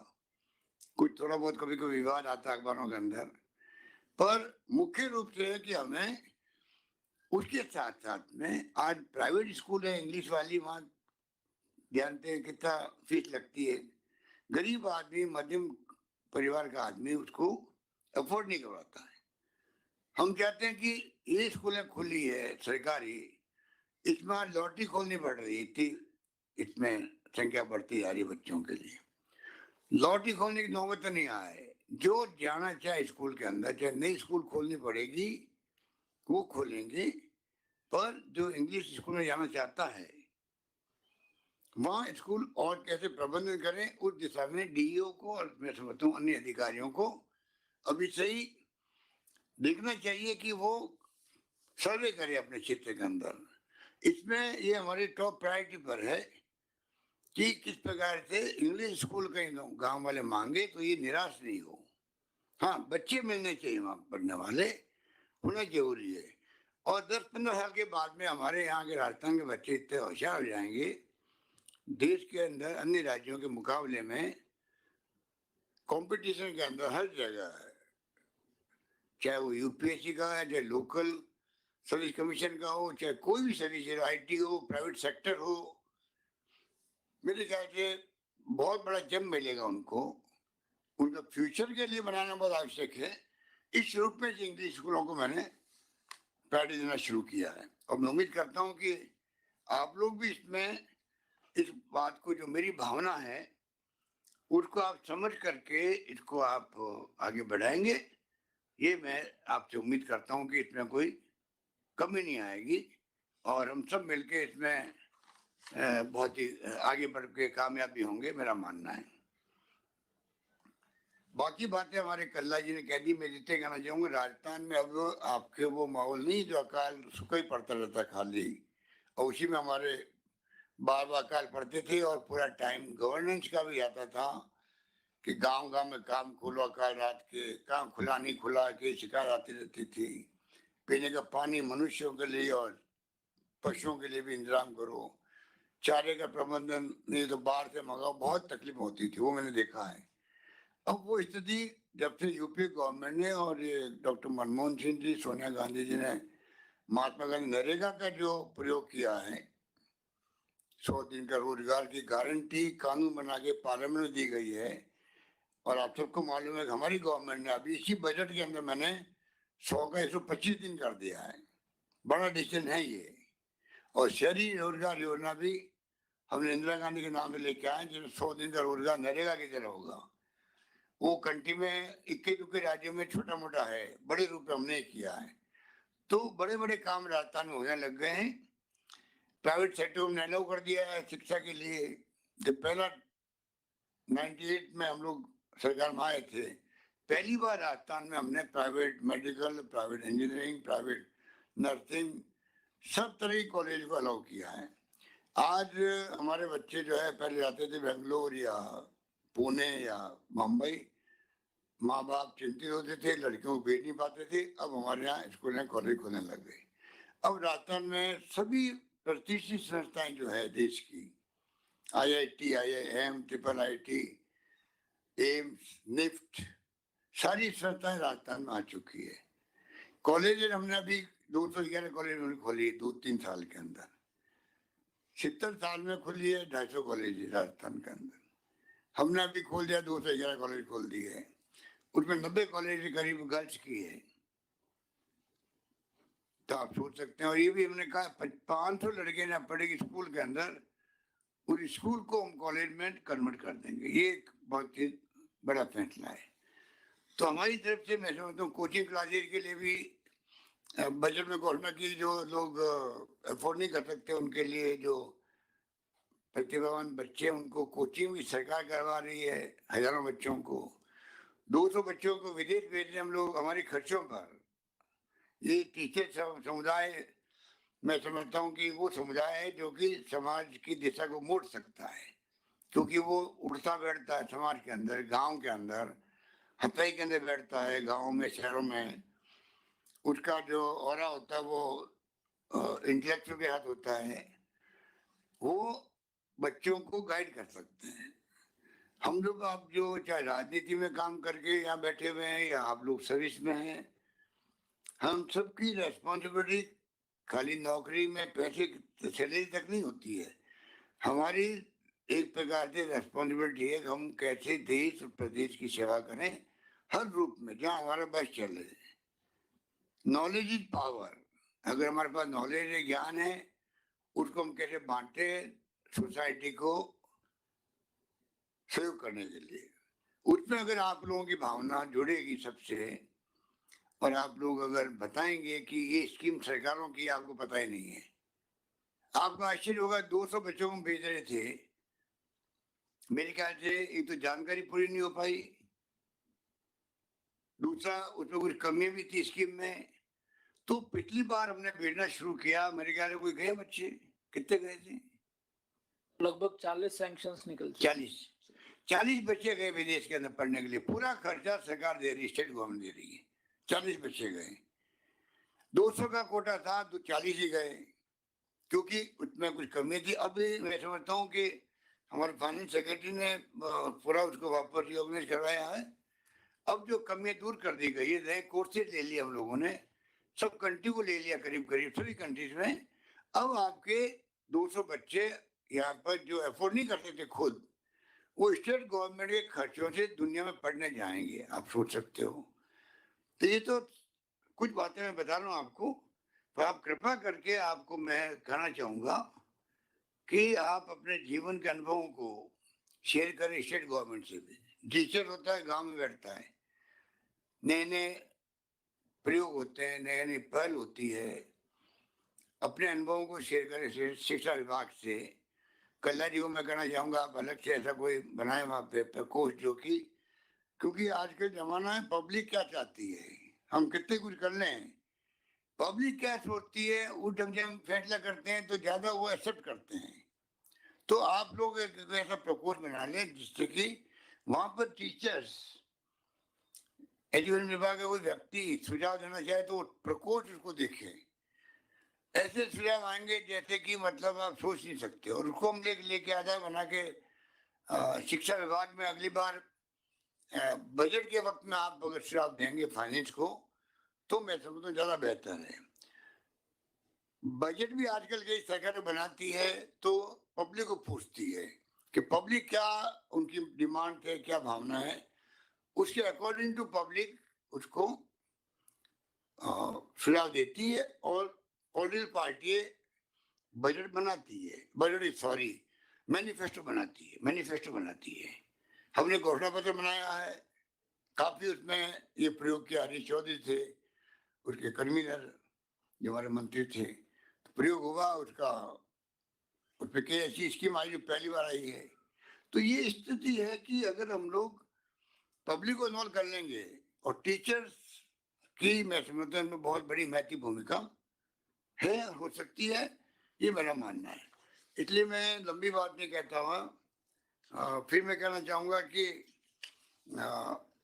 हमारी प्रायोरिटी, मैं अंत में फिर आपको कहना चाहूंगा, हमारी प्रायोरिटी हेल्थ के साथ साथ में अगले बजट के अंदर भी, जैसे मैंने कहा, युवाओं के लिए प्रायोरिटी रहेगी। युवाओं में स्टूडेंट भी आते हैं। अगला बजट जो है युवाओं को और छात्रों को समर्पित हो, उसमें शिक्षा विभाग अपना भी आता है, शिक्षा। तो हमारा जो सोच है कि चिकित्सा और स्वास्थ्य, चिकित्सा और ये शिक्षा, दो टॉप प्रायोरिटी में हम चलना चाहते हैं आगे भी, आने वाले वक्त के अंदर भी। उसके लिए ये सोच सुझाव आएंगे हमारे पास में, पब्लिक से आएंगे या एजुकेशन विभाग से आएंगे, टीचर से आएंगे, डॉक्टर से आएंगे, तो हम लोग मान रहे अभी भी तमाम राज्य के डॉक्टर्स और मेडिकल सर्विसेज के लोग बहुत खुश हैं कि पहली बार हर क्षेत्र में हम लोग जो उनको प्रायोरिटी दी है। कोरोना में भी काम अच्छा किया सबने मिलके, और हमने भी कोई कमी नहीं रखी है। आज मेडिकल कॉलेज खोल रही है राजस्थान के अंदर, 33 जिले हैं, 30 जगह मेडिकल कॉलेज खोल रही है, 30 जगह खोल रही है, हर जिले में कॉलेज खोल रही है।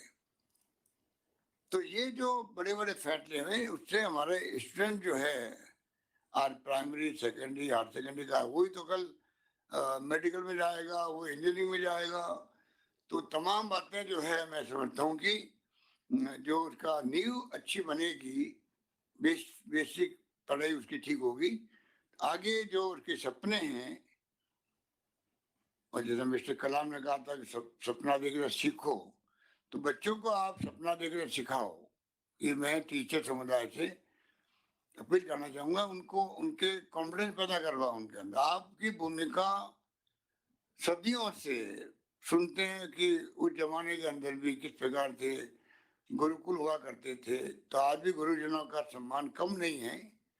समय के साथ साथ में देश और दुनिया में देख रहे हैं हम क्या हालात हैं, बदलता जरूर है, परंतु राजस्थान हो जो हमारा मुल्क हो, हमारी अलग प्राचीन काल से अलग सभ्यता है, अलग परंपराएं हैं, अलग संस्कार है, अलग संस्कृति है।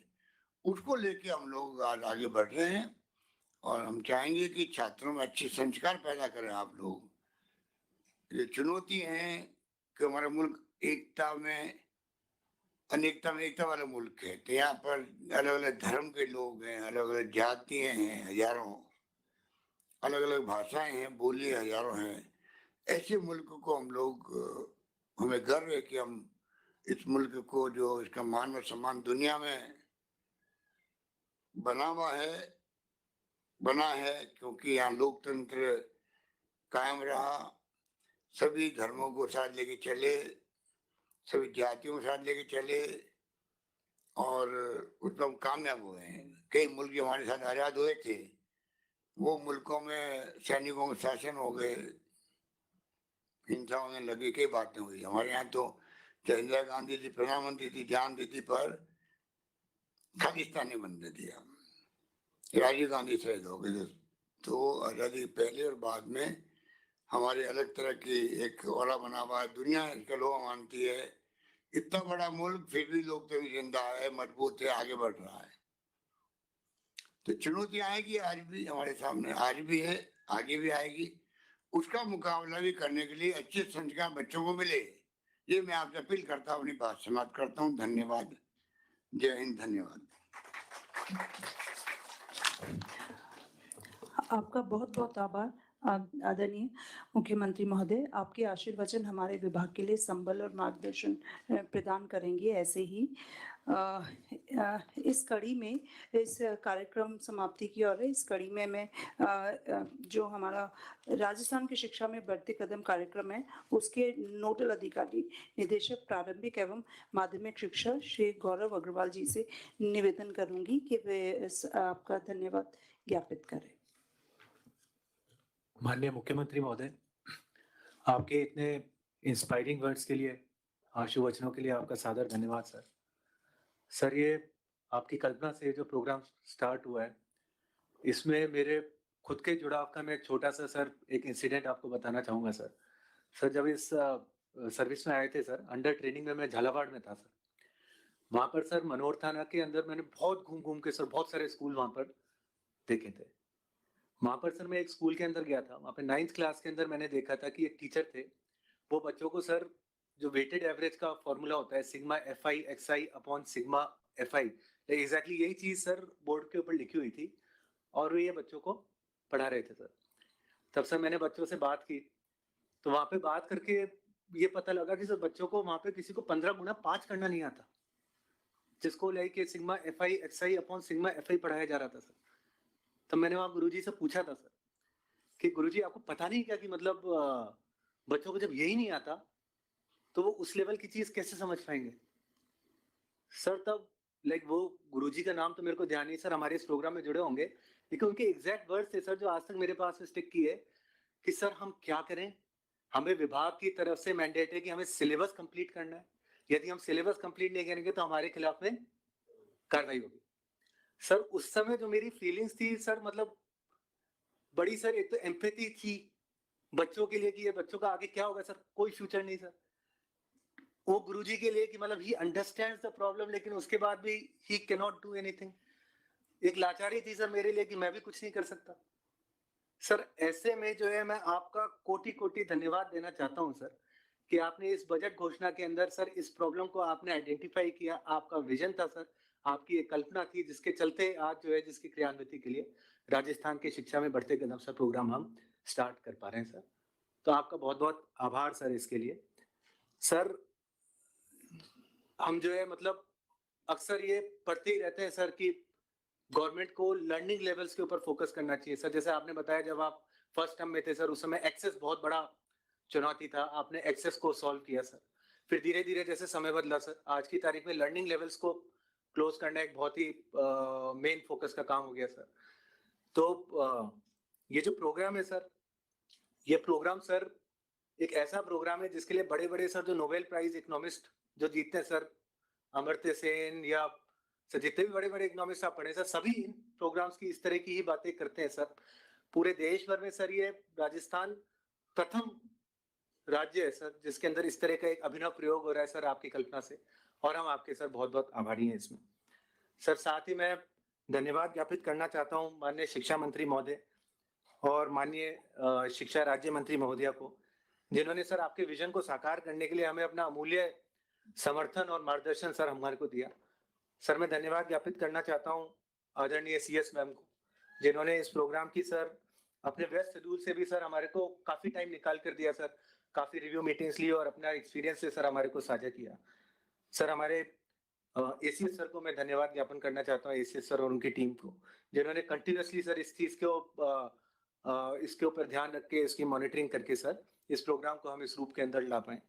सर साथ ही हमारी जो SPD सर की समसा की टीम है, RSCRT की टीम है सर, हमारी जो NIC की टीम है सर, निदेशालय की टीम है, BCG जो हमारे REI पार्टनर है सर उनकी टीम है, इन सब लोगों ने सर काफी एफर्ट किया है सर इस प्रोग्राम को इस प्रेजेंट फॉर्म में लाने के लिए सर।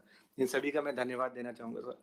जो CMO की टीम है सर उसको मैं धन्यवाद देना चाहूंगा, जिनकी वजह से सर आज इस कार्यक्रम का अपन कर पाए।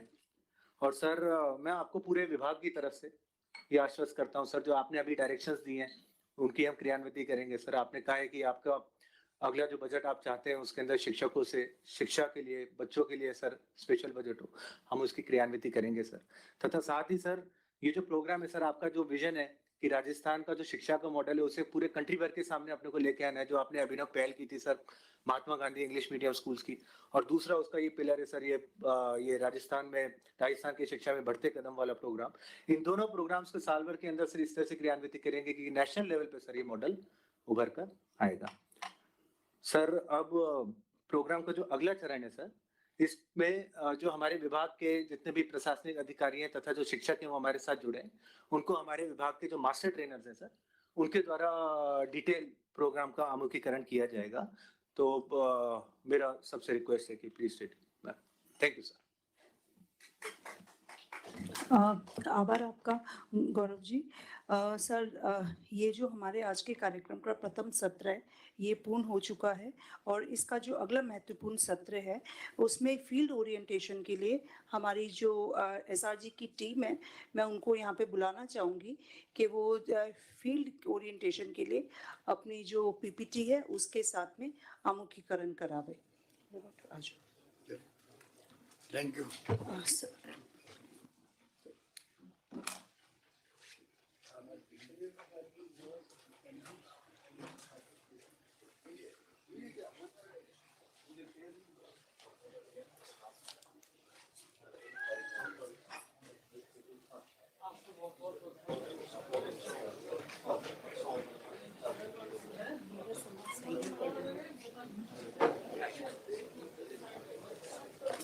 राजस्थान राज्य शैक्षिक अनुसंधान एवं प्रशिक्षण परिषद उदयपुर की तरफ से मैं डॉक्टर जयश्री माथुर आप सभी शिक्षाविदों का हार्दिक अभिनंदन करती हूँ।